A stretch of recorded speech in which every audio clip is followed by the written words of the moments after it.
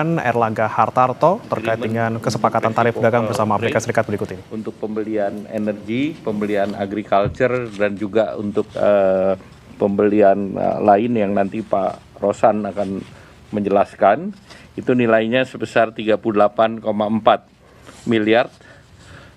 Juga ada sektor teknologi. Nah, di samping itu juga ada pengembangan critical mineral.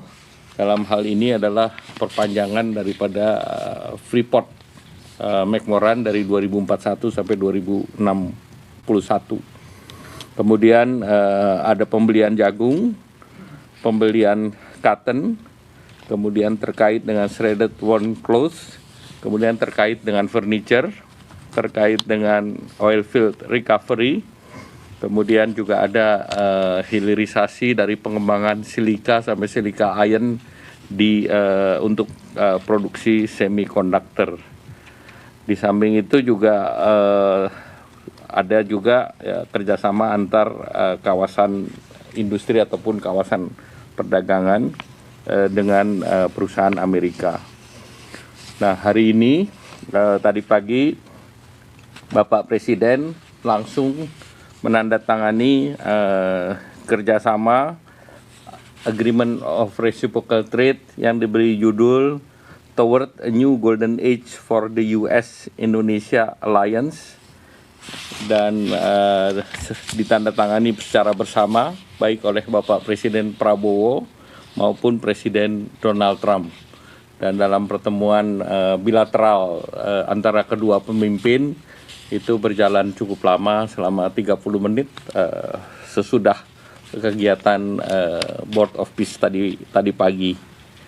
Dan dokumen terkait dengan Agreement on Reciprocal Trade ini lampirannya itu tadi juga dilanjutkan bersama di kantor daripada USTR, Ambasador Jamieson Greer.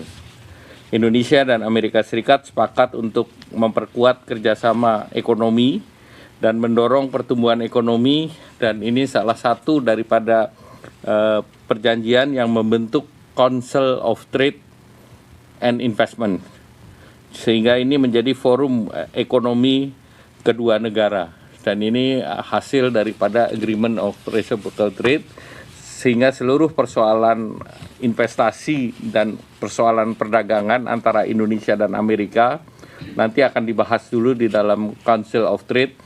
Apabila terjadi kenaikan yang di luar terlalu tinggi atau hal yang dianggap bisa mengganggu neraca daripada kedua negara.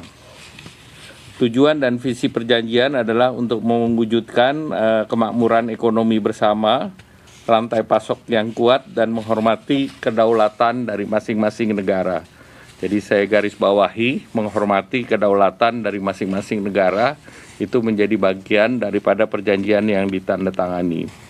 Sejak diumumkan oleh Presiden Trump pada tanggal 2 April 2025 yang lalu, pemerintah Indonesia telah mengirimkan 4 surat untuk proses negosiasi tarif di bulan April, Juni, Juli, dan Agustus 2025, dan juga 90% daripada dokumentasi yang dikirim oleh Indonesia dipenuhi oleh Amerika. Jadi usulan Indonesia dipenuhi oleh Amerika yang tertuang dalam Agreement on Reciprocal Tariff. Dan dalam periode tersebut Indonesia mengunjungi Washington DC 4 kali, kemudian 7 kali putaran perundingan, dan lebih dari 9 kali pembahasan in person maupun virtual dengan USTR atau Duta Besar Jamieson Greer. Di dalam proses sebetulnya juga kita berbicara dengan Commerce ataupun Commerce Secretary dan Treasury Amerika. Namun Indonesia ini perjanjiannya memang kita dengan USTR, dengan Ambasador Jamieson Greer. Kemudian AS melakukan penurunan pengenaan tarif resiprokal bagi Indonesia, itu seperti yang dituangkan dalam joint statement yang lalu, Dan berbeda dengan berbagai perjanjian ART dengan negara lain, Amerika sepakat untuk mencabut pasal-pasal yang non kerjasama ekonomi, antara lain untuk terkait pengembangan reaktor nuklir, kemudian terkait dengan kebijakan Laut Cina Selatan, terkait dengan pertahanan dan keamanan perbatasan, sehingga murni ART kita adalah terkait dengan perdagangan. Dalam ART ini ada 1.819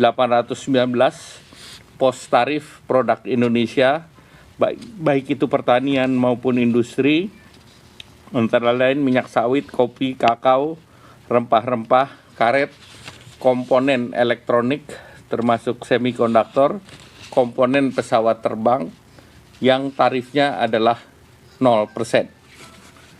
Dan khusus untuk produk tekstil dan aparel Indonesia, Amerika juga akan memberikan tarif 0% dengan mekanisme tarif rate quota atau TRQ. Dan tentunya ini memberikan manfaat bagi 4 juta pekerja di sektor ini, dan kalau kita hitung dengan keluarga ini sangat berpengaruh terhadap 20 juta masyarakat Indonesia.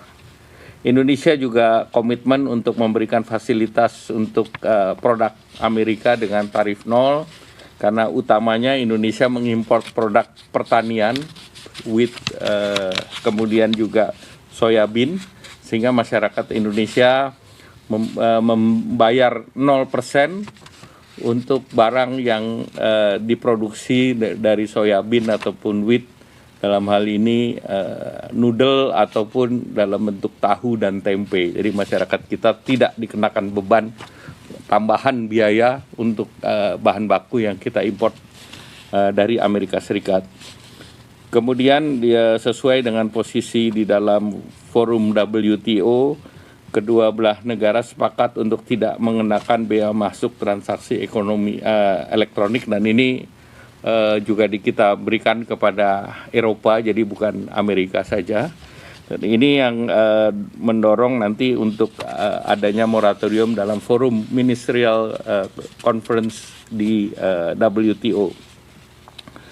Indonesia juga mendorong transfer data lintas batas terbatas sesuai dengan undang-undang yang berlaku di Indonesia, dan juga merecognize bahwa Amerika pun akan memberikan perlindungan kepada data konsumen setara dengan perlindungan data konsumen yang diberlakukan di Indonesia.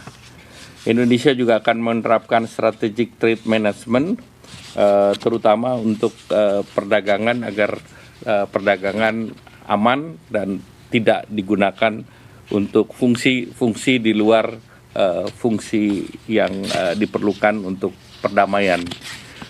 Kemudian juga Indonesia akan memberikan kemudahan untuk perizinan import dan juga standarisasi barang, baik itu industri maupun pertanian asal Amerika. Nah, Indonesia juga komitmen untuk mengurangi hambatan tarif dan non-tarif, dan juga memberikan kepastian terutama di sektor ICT, kesehatan, dan farmasi. Perjanjian ini akan berlaku 90 hari setelah proses hukum diselesaikan kedua belah pihak, baik itu di Indonesia dengan konsultasi dengan DPR maupun di Amerika dengan proses internalnya. Dan juga di dalam perjanjian ini juga diatur bahwa kedua belah pihak dapat mengubah perjanjian dengan kesepakatan kedua belah pihak secara tertulis, dan juga ada ruang untuk perbedaan tarif, apakah itu lebih rendah dengan tadi dibahas di dalam Council of Board yang akan dibentuk. Dan selanjutnya tentu kami dari pemerintah akan segera menyampaikan kepada DPR RI terkait dengan undang-undang ini, dan juga dalam perjanjian ini tujuannya juga untuk mencapai Indonesia Emas, sehingga perjanjian ini juga disebut sebagai New Golden Age bagi Indonesia maupun Amerika Serikat. itu sendiri.